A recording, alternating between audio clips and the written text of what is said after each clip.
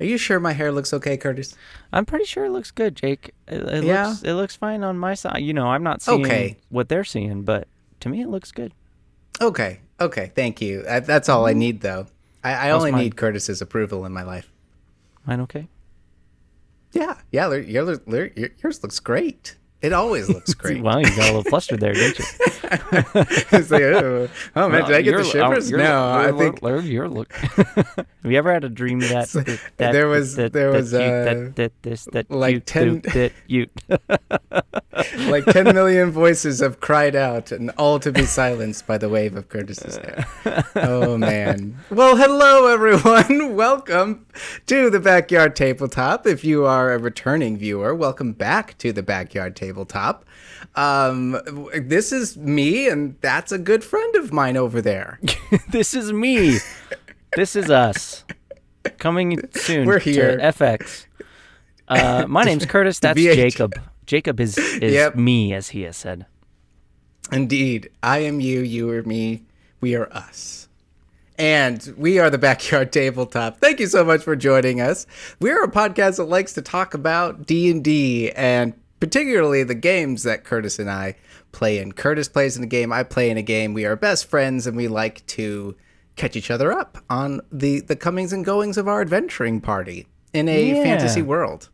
Yeah, it's good stuff. We just just have a chat, and we bring you along with us, and it's good. It's good things. Jake, I have a real quick question for you. Yes, Real I'm quick. here for it. It's gonna be fast. Yeah. And I wanted to surprise you with this because it's fun. I'm trying to make it topical. Okay, trying to make it topical. Okay. You guys are currently in your campaign where you are. You're going to find the hut of Baba Yaga. Yes. Right? Indeed, we are. Yeah. So the other dancing day, hut. the dancing hut. The other day, I was thinking like, you could totally be a warlock of Baba Yaga. That'd be really fun. Oh, Like have a yeah. Baba Yaga warlock as like a Fey pact warlock. That would be really cool. 100%. Jake. The archfey. I mean, flavor archfey. Jake, if you, as Jacob, your name, Okay, me as a person. Okay, you as a okay. person, if you had to pick a patron, now you can just say subclass if you like, but if you can think of an actual patron that you could have, like some kind of demigod or thing like that, what do you think you would try to make a pact with? And what would you bring to the table? Oh man, what would I bring? Now that's a fun question. What would I bring to the table? Now it's like, oh god. We can give it just. Oh man, that's a little too deep. I think honestly, a Pact of Celestial would be really cool, like some sort of archangel. I think would be really fun. The righteous light, if you were, but also get some like. Don't they get healing abilities? I think they get some sort of like healing. Yeah, they actually get access to some of the divine spell list. Yeah, I mean, so that would be something cast, that would be, I feel like, super just useful for everyday life. Because, I mean, like, Pact of the Fiend, it's like I get burning hands. Mm-hmm. Yeah. That might be a little bit like, I don't know what I would use that for, me as Jacob. Yeah. Maybe to start a fire really quick. Pact of the Celestial, I think, would be the one I would pick. What? I think it would be one of the most, like, practical, just because you get a lot of good like daily use stuff, like you can heal people and help people and things like that. That'd be cool. It's definitely the goody two shoes route, which is why I figured you'd probably pick that one. It's of course Jake would definitely. Now, what would I bring to the table? Oh man. Now imagine you're meeting with Celestials, so what kind of things would they accept? You know? I mean, man, like, who am I? A humble mortal creature to bring something to the great Archangel Gabriel or whoever it is. Man, I think just my humble spirit would be enough. You know, the being that I am not the instrument of the axe that I am doing. I am just that's it. I'm just the instrument of the axe that I'm doing. I am not the actual source. Maybe that's what I would glory to your ultimate your goal. leader. Yeah, because I mean the celestial would be working for someone else also. I would assume so, right? Celestials usually do tend to work for a higher power, or at least a part of some sort of pantheon, higher pantheon, or something like that. Oh man! Now, if I think maybe we can come back to if Jake like his actual favorite warlock subclass, but I'm curious what Kurtis is going to say to this question. This is a really hard question, and actually, to be fair, I did not actually think about it all that much before I asked you that question. You're in the same boat as me then. I really think, I think one of the best. I mean, it's one of the best in the books, and also would be one of the best in real life too. Is a genie patron. Ooh, now that's a good one. Yeah. You get like your own like later level, but it's like you get your own little like demi-plane, like pocket but dimension. Also, like at some point, don't they get to actually like ask for a wish or something like that? Don't they get access to? Probably. I think they get access to wish as one of their like not arcana secrets. That's the they're excuse me, where they get to pick a high level spell. Yeah. Magical secrets is a bard thing, but I think they have what I was thinking of, but warlocks have like a special spell list that they can choose from. Yeah, so that might be on there. There it is. That's a really good one. At 14th level, your patron can grant you a small wish. At 14th, okay. Oh wow. Requesting the effect of 6th level or lower. Okay. So it's not as good as an actual wish. Okay, well, but that's still like a small wish. It's just free. It's basically free 6th level or lower casting of whatever you want. Oh, okay. I mean, oh man, there could once be a day. like, I mean, that could straight up be some healing magic there. You know, greater restoration. Yeah. Without the cost of all the component things. Yeah, I think my thing is like, they're always with you when it's the genie. You know, like you have their vessel. And they're hanging out with you like the whole time. A lot of people don't really think about that. With a genie patron, it's like, no, your patron's like there always, kind of a thing. Like that's just what they do. That's what they do. No, that's dude, that's a great answer. I mean, eventually you maybe could get a 9th level spell and pick wish. I don't know. I think you could. That would be pretty rad. Oh man, what's your favorite warlock subclass? My favorite is Hexblade. Hexblade, like hands down. Honestly, mine too. I think mine's Hexblade. It's so interesting because it could be anything. Like you could have Hexblade could be any of the other patrons, just through a weapon. You know what I mean? Like I think like you could be a Hexblade warlock patron of Zariel who has handed you a gifted weapon that your power courses through. Like you could be a Hexblade warlock, anything. That is very true. It's so intreatable to like whatever you want to do. I do think in the flavor text it is supposed to be someone from the Shadowfell, technically. It's just suggestion. It's suggestion. Okay. Yep. I just, that was keenly in my mind and I was like, but I feel like a DM I don't think would necessarily hold you to that in particular. But yeah, you're so right. It's because it explains that, let me see. It says, because the Raven Queen is known to have forged the first of these weapons, being many Hexblade warlocks create weapons that emulate those formed in the Shadowfell, because that's where most like sentient weapons were originally created, I guess, from the Raven Queen, which is an interesting piece of lore. Maybe cursed items. Interesting. Yeah, something like that.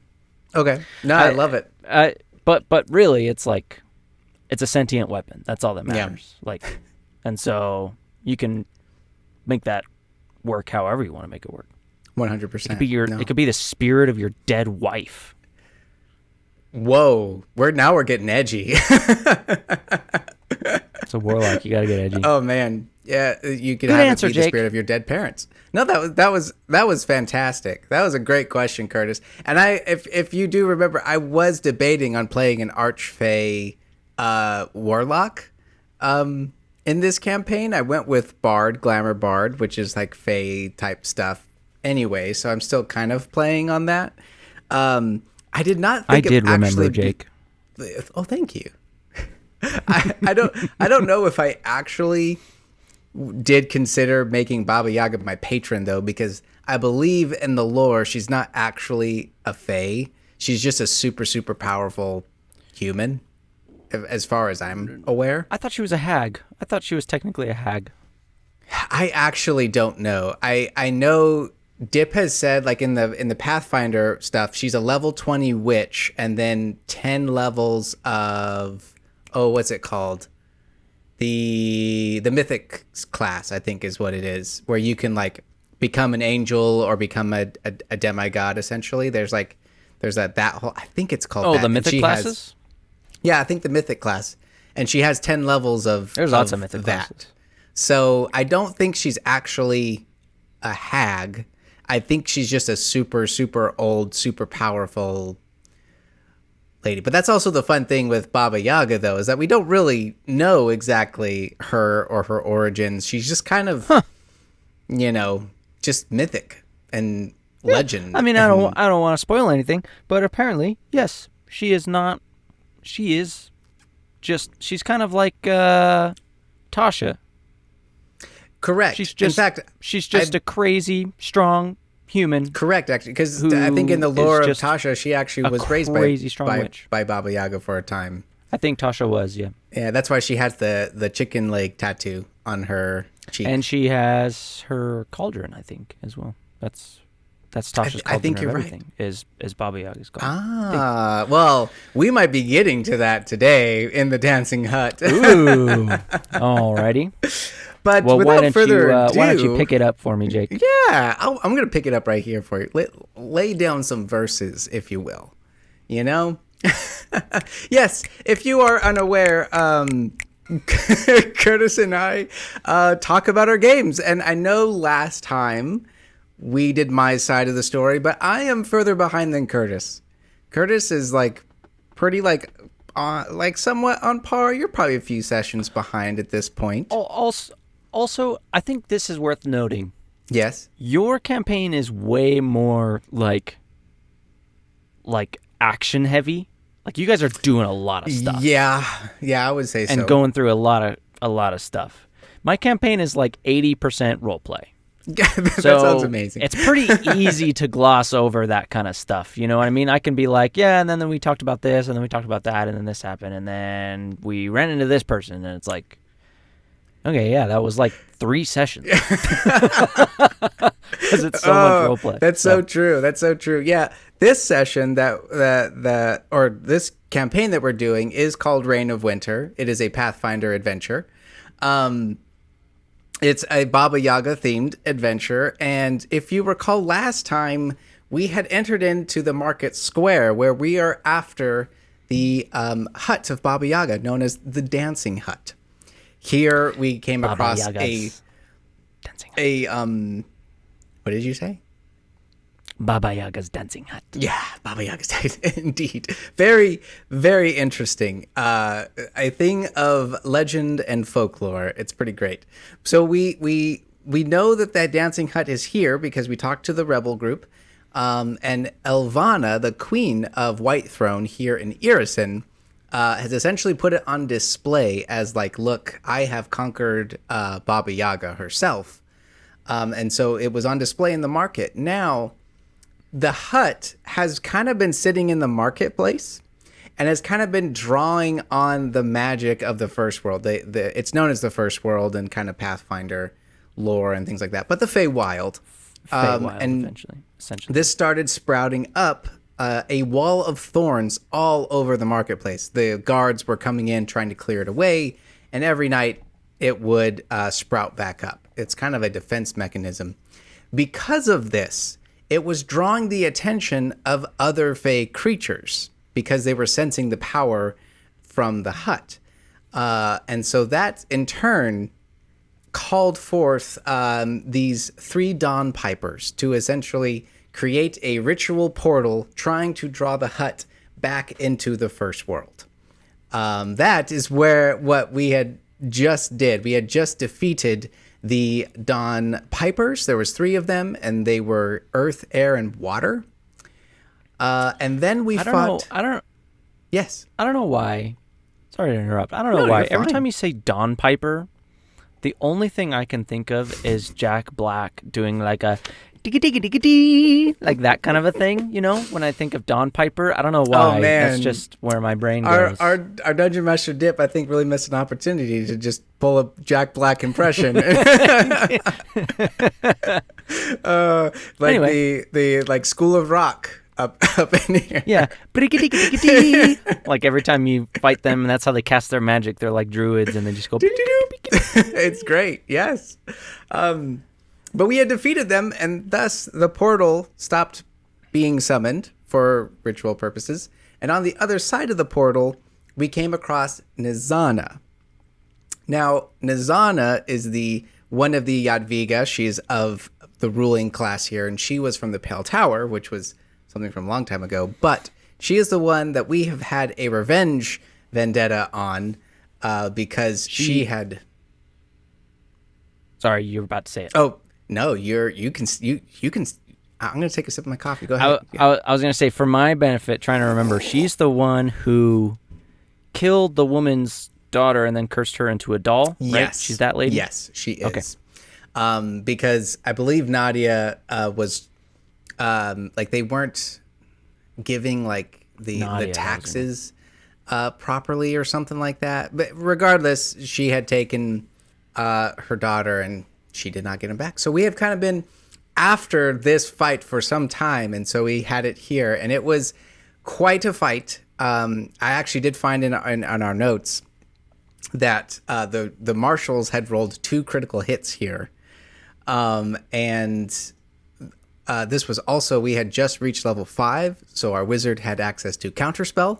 So there was some counterspells coming up. He also had access to vortex warp. That vortex warped her into the wall of thorns, and she kind of took a crap ton of damage from that. Now, this was something I didn't mention because I was so excited about the vortex work last time.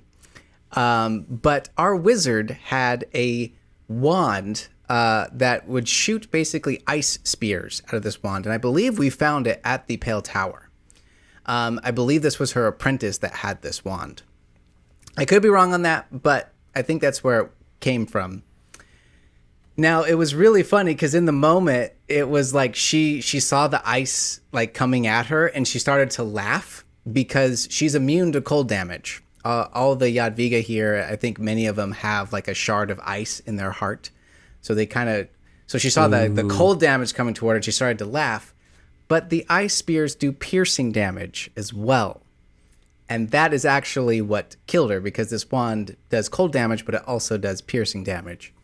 And that's how our wizard vanquished her. It was quite an epic fight, and it actually did not take many rounds. It was one of those ones where, I know we were talking about last time, where sometimes you add a few more hit points just because to maybe stretch it a little bit longer for epic reasons. But because of how, like, we were so set on destroying her, like, this was like, Nadia was a great friend of ours and helped us a great deal, and we had a lot of really cool, great roleplay moments with her. So it was for sure had a vendetta here. Yeah, and so it felt really cool to kind of get that. So it's like V for Vendetta, exactly, except with ice spikes instead of scythes. Which I just watched that film the other day. It was really great. Good film.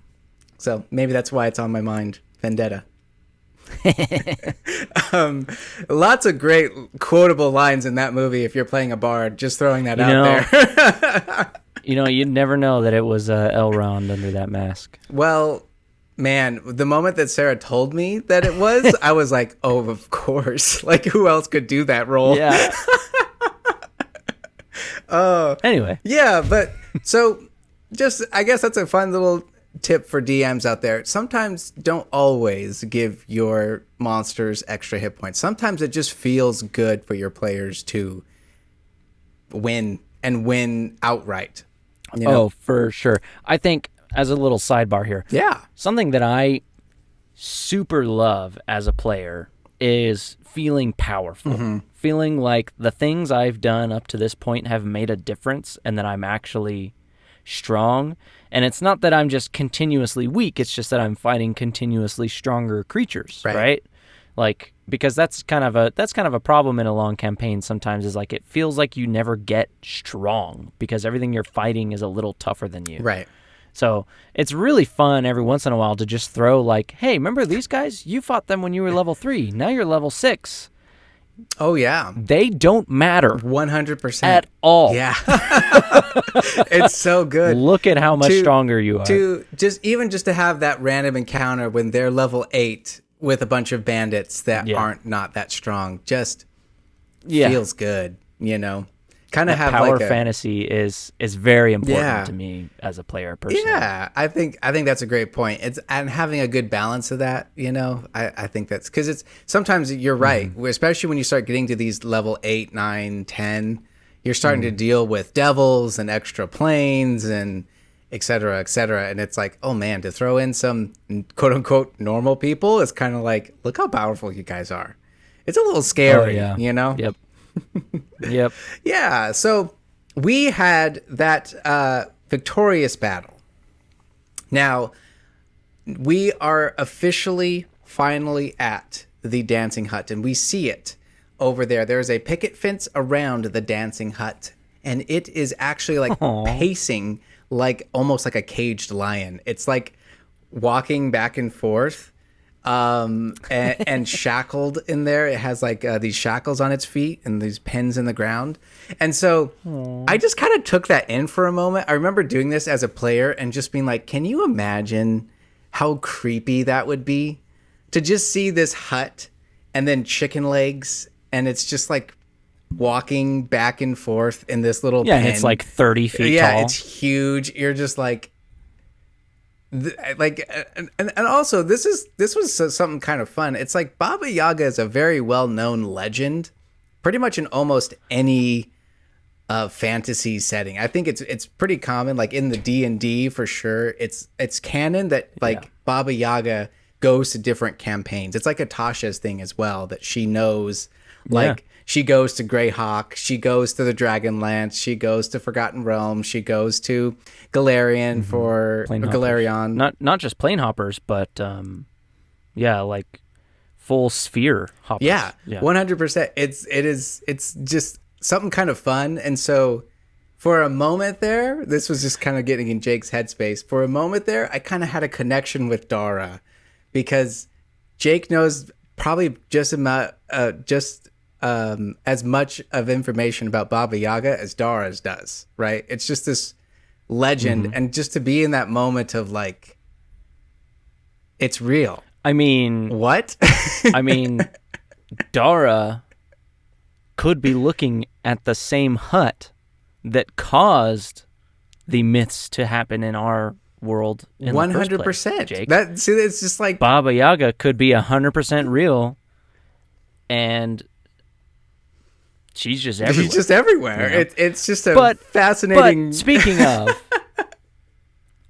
like my first reaction to that was like, oh, poor thing, you know, like thinking of like a caged animal, right? You know, but then I was like, remembering about Baba Yaga, and Baba Yaga's terrifying. Oh yeah, like the myths and everything around real Baba Yaga. Like the whole point is like,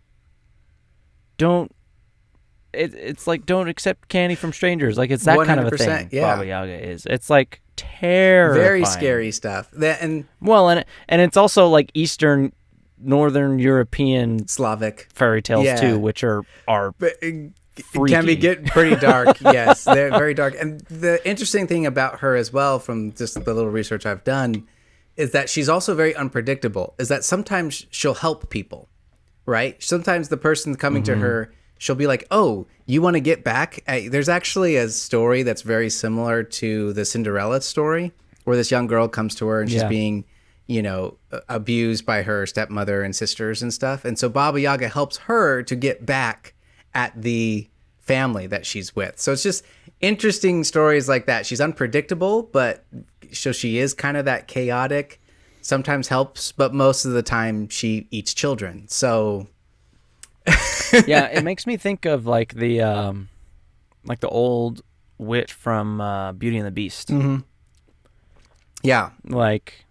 Like, oh, I'm here, and if you just would be nice to me, then I'll help you. But if you're mean to me, then your life is screwed. Right. Kind of thing. Exactly. Yeah. So this is kind of like, this was, I think, a first-time moment as well for Dara to be like, okay, we are helping Baba Yaga. There was this Black Rider that kind of came out of nowhere that claimed it, and I felt this goal, but now I'm kind of witnessing it with my own eyes.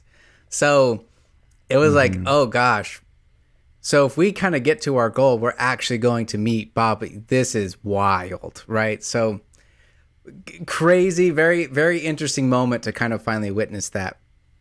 Now, on the picket fence, it was like I think it was a picket fence of some kind. But there were bodies that were impaled on the fence. There was a man that had red hair, antlers, and hooved goat feet. And then there was a white-clad pale woman that had white hair, and she was crowned with the remains of this holy wreath. These were the other two riders. Oh. So it is official. All three riders have been killed by Elvana. Very interesting moment. Just something a little like the other two riders. The red rider is known as the Red Sun, and the white rider is known as the Bright Morning. Obviously, they were killed here, and their remains are displayed with the dancing hut, because it is part of the legend here is that these three come a year before Baba Yaga comes to take the queen. So it's a very like normal thing to happen here in Irison. Mm-hmm. And so to see the dancing hut shackled with the remains of two, and they were after the Black Rider, but he wound up running into us, but potentially all three of them here would say quite a lot. So yeah, that was that. We did some, investigation checks and things like that. We basically came to the conclusion that no, Nazana definitely could not have done this. Nazana was the one that we just killed. That was probably just watching this place, making sure nothing would happen to the hut. This was most likely definitely Elvana's doing, if not someone of that high power. So pretty drastic things, but we took the remains down. Our group took the remains down, and kind of having this kind of kinship. Dip did mention that we had we had this recognized feeling when it came to them, and we were just kind of like we recognized them in a sense, and it was because of this Black Rider mantle that we had. So we laid the remains to rest. Going into the fenced area, Zav and Nixia were kind of like, all right, how do we unshackle the hut? So Zav is kind of over here trying to pull at the base of the spike, trying to get it up. And this was quite comedic because I believe he rolled a natural 20 on a strength check, if not something very similar, very high up there, and really couldn't get it out. It was very, very strong. Jeez. But Nixio kind of walks over and just touches the shackle, and because we have the mantle of the Black Rider, the the shackles just shatter. So it was just kind of a comedic moment. Zab's over here like straining himself, trying to get the shackles off, but Nixia just touches it and they shatter. Now we have that's such great, very fighter barbarian moment. I feel like, it's pretty great. Mm-hmm. But we are now before the dancing hut, and Dara, we couldn't quite figure out how to get up to it. So Dara Misty steps up there because I have Misty Step now, and it was like one of the first times I think I used it. So it's kind of like a means of like, oh yeah. But then all the others like walk up to it, and the hut just crouches down. So we all get on the porch and we cool. There goes a spell slot. It was part of the feat, but still it was like, I can't use that till I long rest. Like, okay. We enter the dancing hut. It is a warm embrace as we kind of enter in out of the cold of Irison. It is a kind of a warm situation. There's a fire going, and in the very center of this opening room that we walk into has a cauldron. So there was cauldrons here. Oh, it's a nice little welcoming homestead. Wow. Wow, indeed, Kurtis. Was it bigger on the inside, Jake? Now, we're going to get there. Because we're going to find out, yes, indeed. But there's a cauldron in this room that we immediately find. And we kind of, we know we can just kind of put the keys. We have 2 keys that we got from the Black Rider. Hold on. Yeah. Hold on. I just connected dots in my brain. Uh-huh.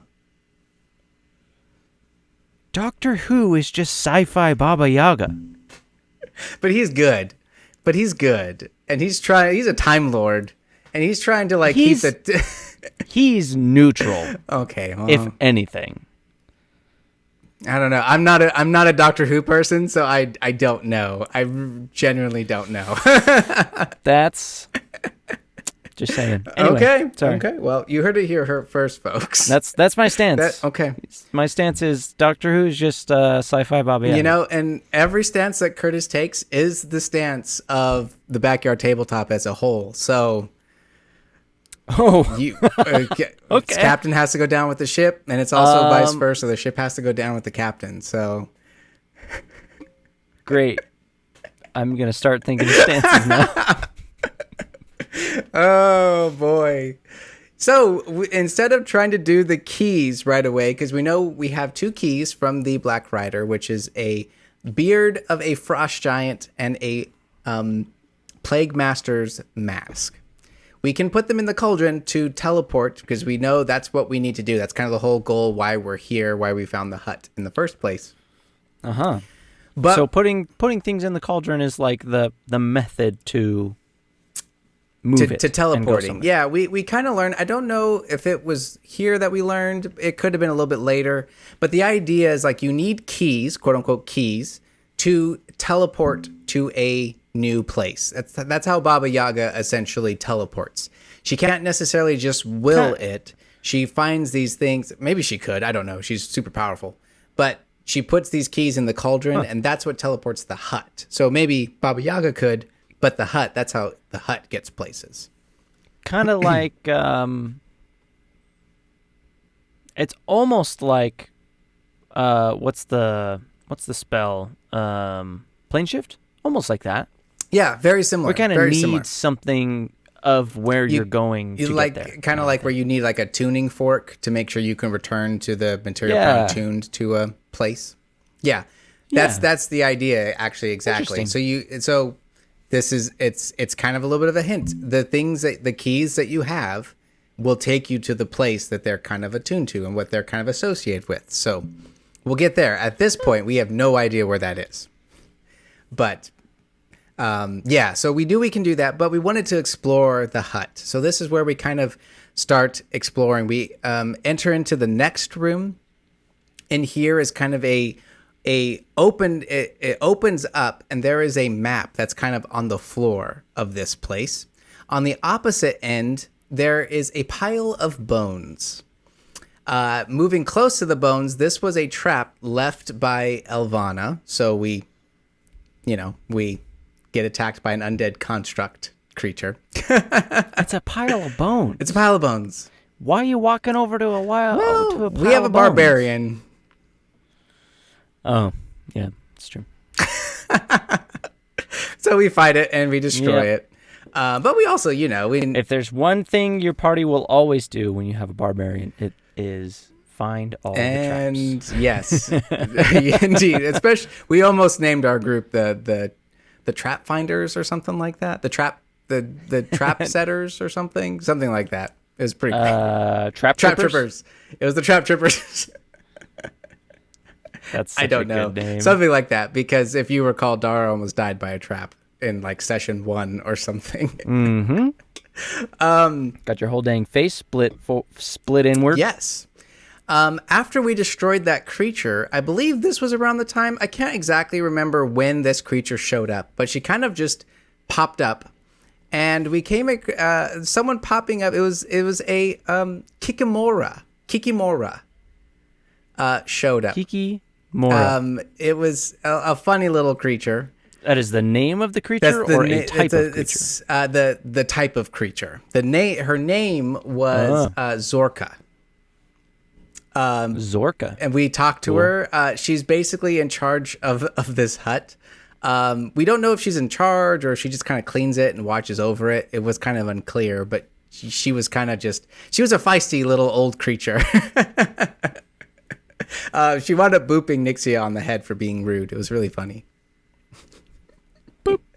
Bonk. A little bonk. But she was quite funny, and she kind of told us a little bit about this place, but at the same time, she's kind of like that old person that is kind of like, I'm sick of answering all your questions. Kind of figure it out yourself, my dude. Yeah. With some Arcana checks, we learned that this map on the floor is actually something that we can scry with. And there's kind of mists over in the corner. Scry to what? Well, it's kind of your choice. You have to like focus, and you can scry, and it's like the scry spell, so the other person gets a wisdom save and such.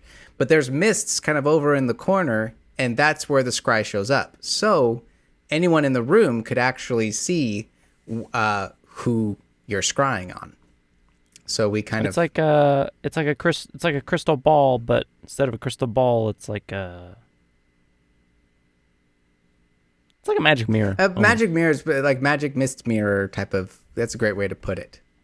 Yeah, so yeah, really cool. we discovered that. Interesting, kind of creepy that Baba Yaga has, powers like this. Well, she's got to see where she's going. Not really too much of note. We wound up going, finding a chest in another room that was all chained up. And can I specifically want to ask Kurtis, who do you think went and opened up this chest? Don't think of the characters. Think of the players. Well, that makes me want to change my answer. I mean, it's got to be Ethan. It was Sarah. No? Oh, Sarah. Our fighter definitely had to open up this box. Come on. We do have a barbarian. You let the barbarian trip things. I think it's less about walking close to danger and more of like, I have to touch the button. Sarah Sarah's a button pusher for sure. Sarah's a button pusher. That was pretty great. So we opened this, and in here was a migrus, a migrus, a migrus. migrus? Yeah, a migrus. Migrus. Okay. One of those ones, but it is a construct in the shape of a cat. But a hairless cat, and because Nixia is the first one it sees, it imprints on Nixia, and its face morphs into Nixia's. But it's like bald, and it's really creepy. What is this? Dip made this up. Can you imagine? It's just something is like, this would be hilarious. Just spur of the moment. Just messing with you guys. Oh, man. In the book, it just says, create a few runes that have nothing to do with anything, and we'll just mess with your players. Just F with your party, please. Yeah, it was really creepy. Nixia wound up calling it Mini-Me. Just... You guys' campaign is so bonkers. We find ways to really entertain ourselves, I guess. It's pretty great. So yeah, it's imprinted on her. It's actually like a familiar, so it can do things but I think it can attack. It's like a construct that I think it just goes immediately after you. And if it dies, it will respawn in this chest. So that's I believe why it was chained up or something. I don't know. Kind of freaky. Weird. There was also a library that we found here. Like a vampire. Yeah, like a vampire. In a coffin. Back to its coffin. Exactly. Yeah. There was also a library we found in here, which was really kind of fun. Every time someone entered in this place, the books would like randomize.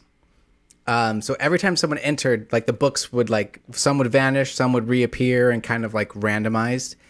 We don't really know too much about it with some Arcana checks and what Zorka was kind of telling us. We're kind of led to believe that like every book in existence will appear randomly when someone enters. Like it like there's like a list of what's that?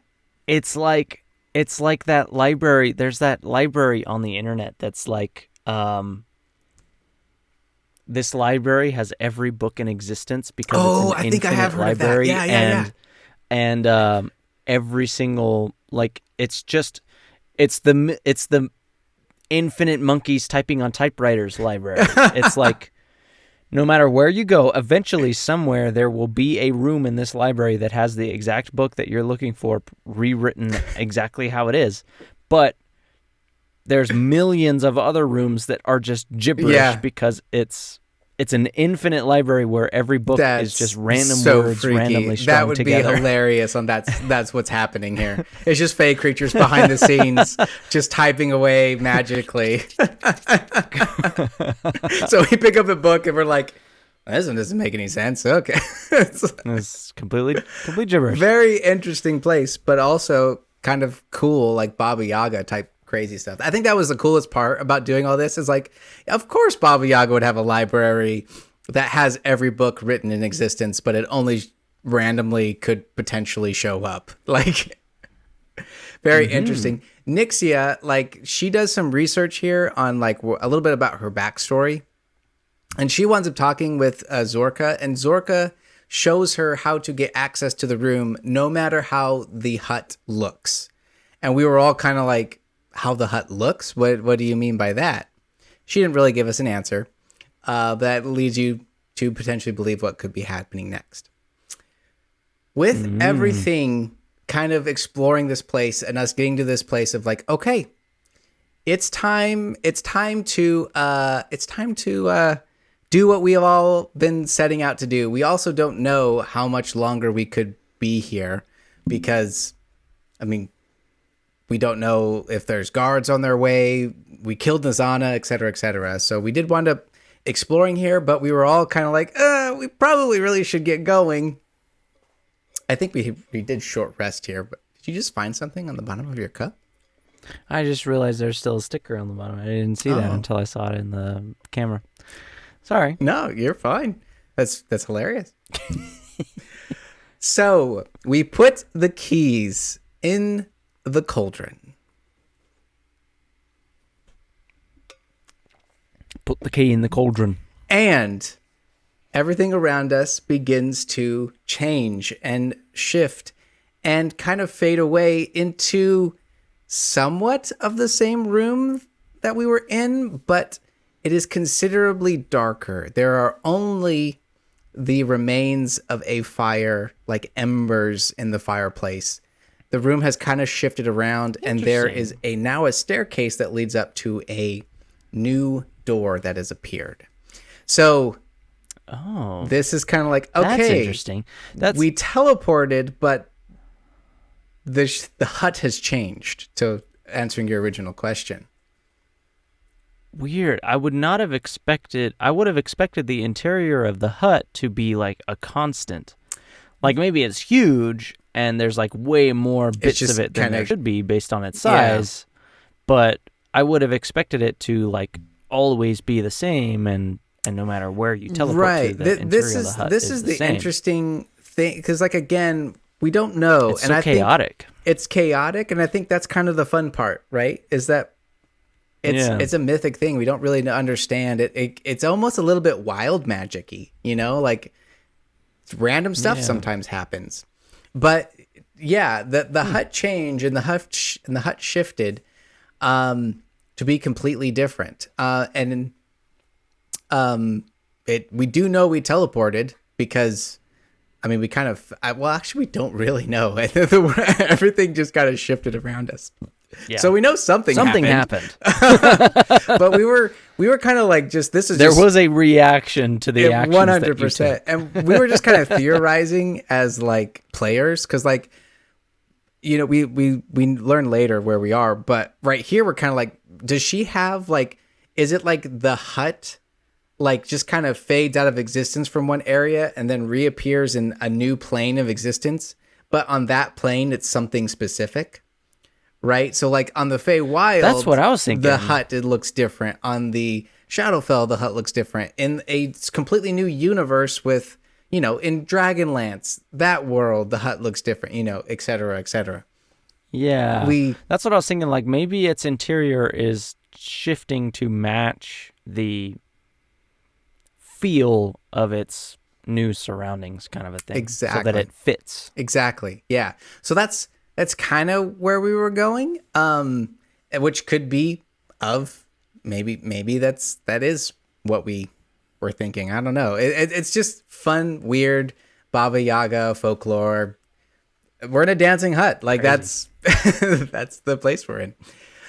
So we begin to explore this new place, and there is a bunch of like carvings on the wall here, which is like depicting certain things. And so we kind of like, as we're exploring, I'm just going to try and condense this a little bit. We come across 3 doors, and during the sessions it was like one door we entered here, and then second door we entered here, and then third door we entered here. But for the sake of kind of explaining this, each door, there were 3 doors, and each door had a symbol on it, and it was I believe you pronounce this Iberian.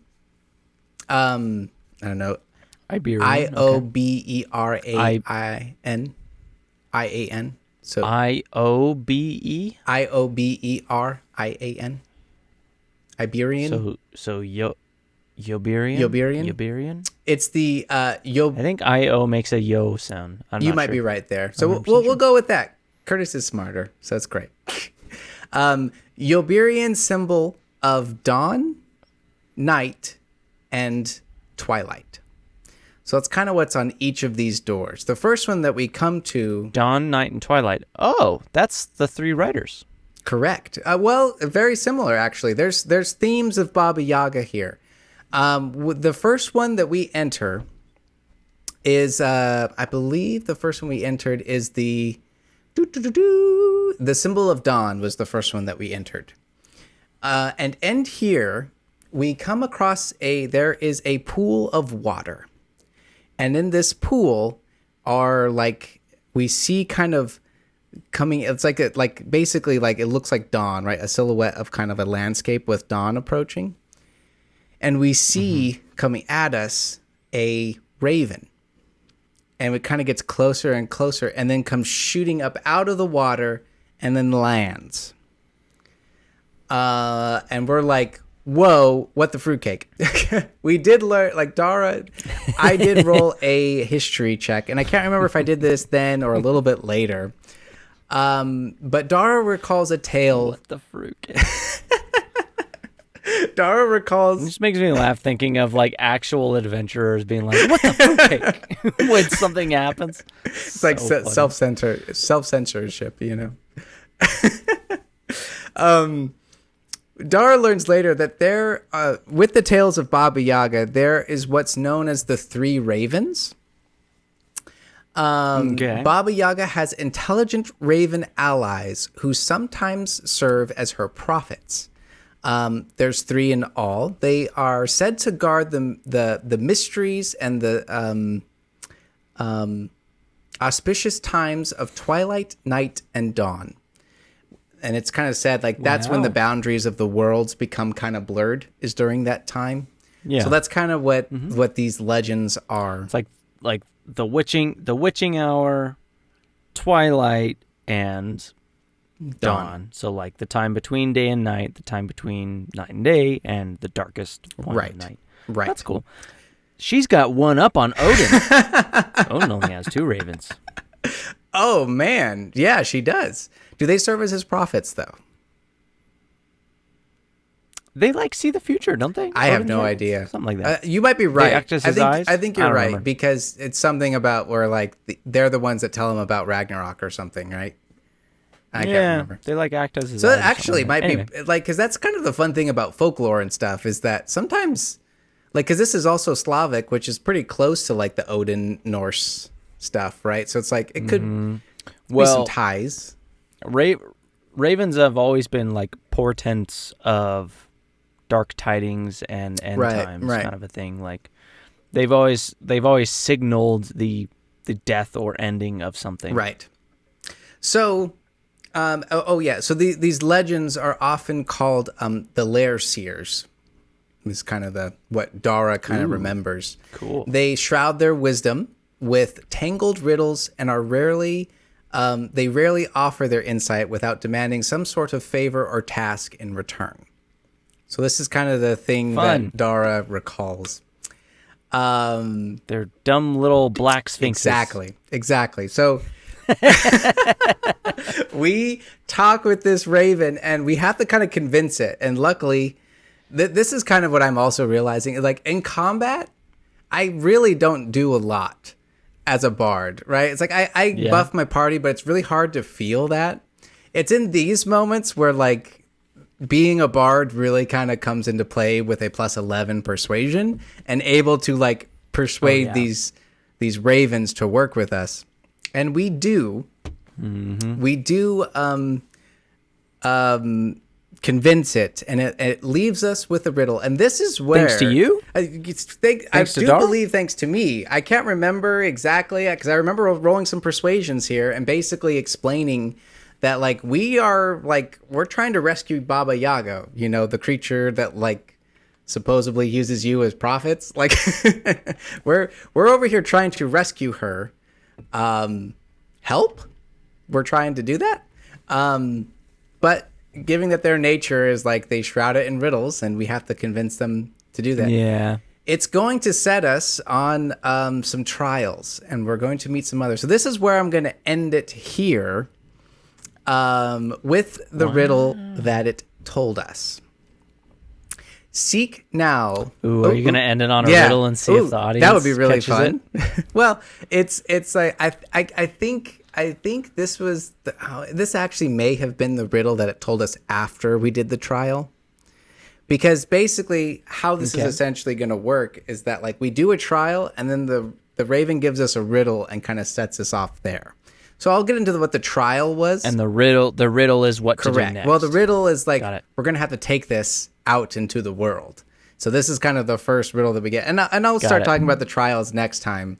But I just wanted to leave it off on a really cool riddle that she kind of tells us. So seek now the sisters three, who are one, mother, maiden, crone. But now the maiden is elusive, can only be caught by the waxing moon. Essentially, that's what that raven is going to tell us. So, spooky. That means nothing to me. But we will get there because at this point, it really meant nothing to us too. And I'm going to definitely go through my notes again because this was the part that Dip told us was like, guys, if you do not take notes in this section, you are going to hit a wall later. So yeah, for sure. That was this was a part that was very much we had to like take our time with. So I'm definitely going to go through my notes, but I wanted to leave it here with basically we're going to do these trials, and then if you don't know, Kurtis, you said the Yoberian. Yoberian, so it'd be Yoberia, is a different country.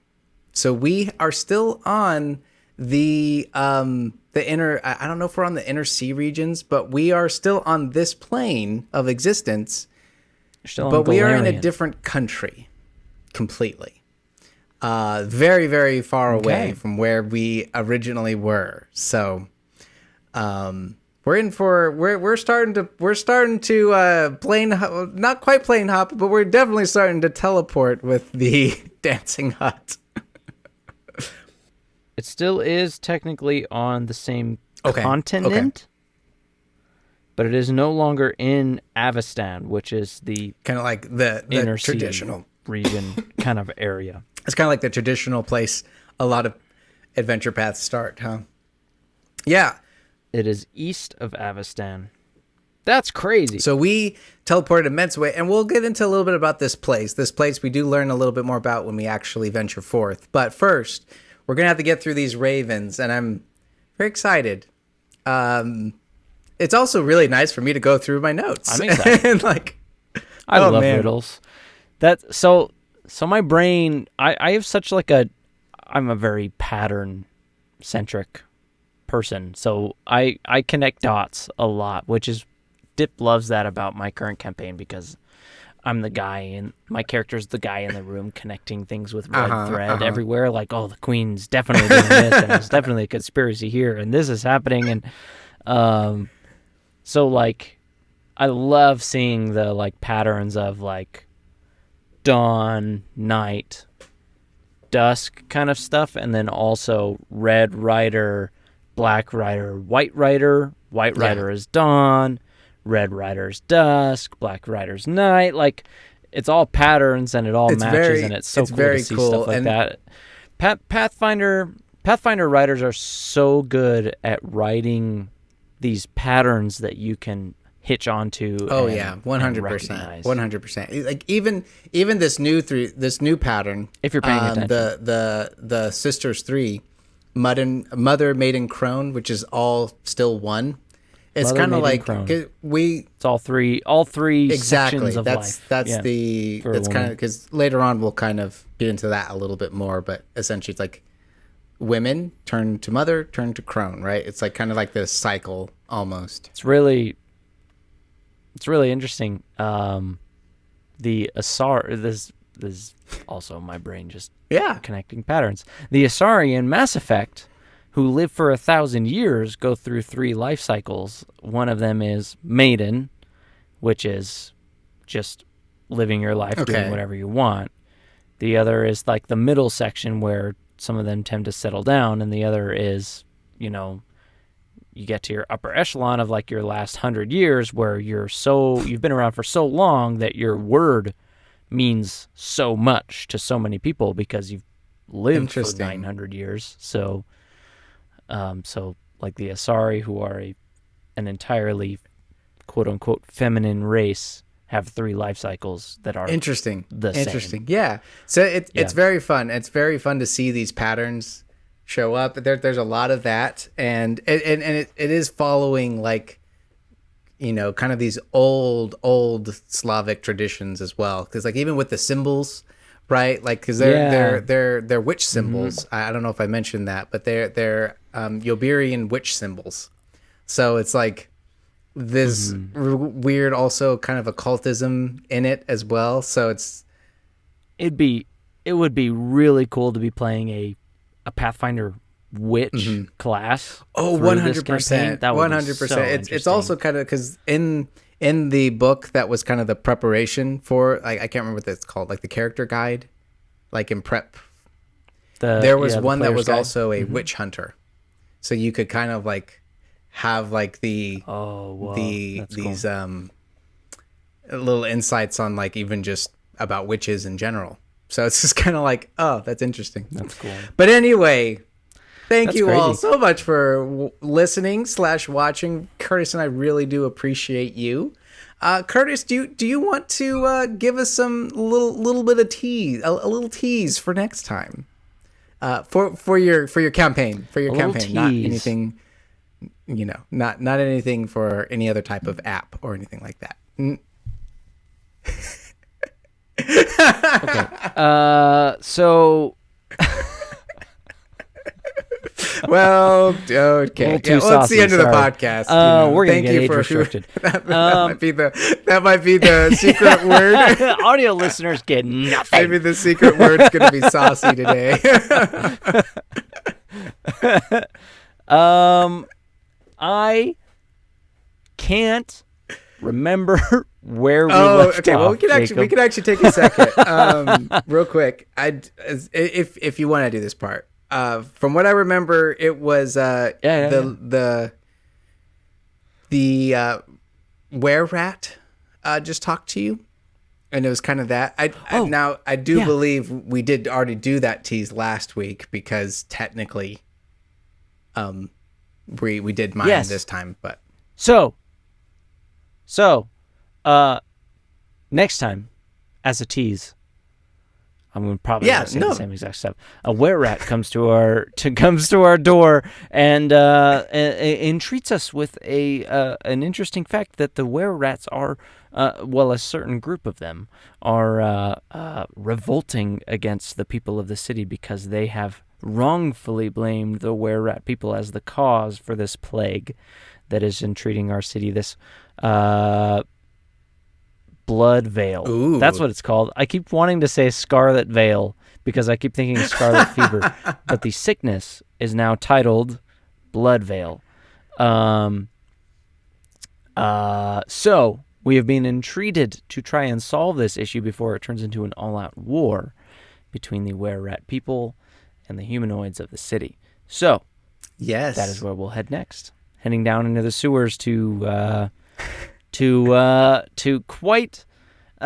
quite interestingly, instead of saving the city from the plague rats, we are trying to prevent a war between the plague rats and the city because the plague rats are not actually plague rats.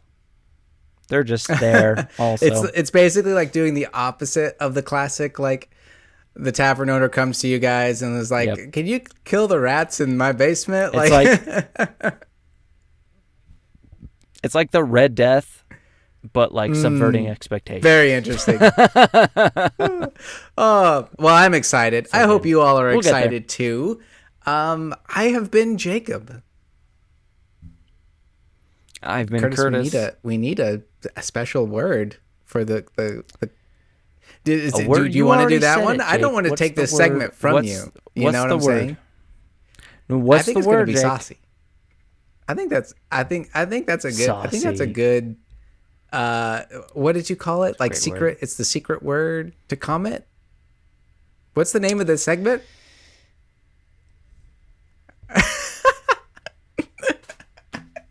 Secret word to comment. Secret word to comment. Yeah. My brain works in patterns, Jake. That's going to be the name of this episode. The secret comment. The secret comment. It's called that. Is saucy for this episode. Thank you all again. We'll see you next time, and Kurtis will grace us with his story. We'll talk about wizards and rats. Bye-bye. Bye-bye.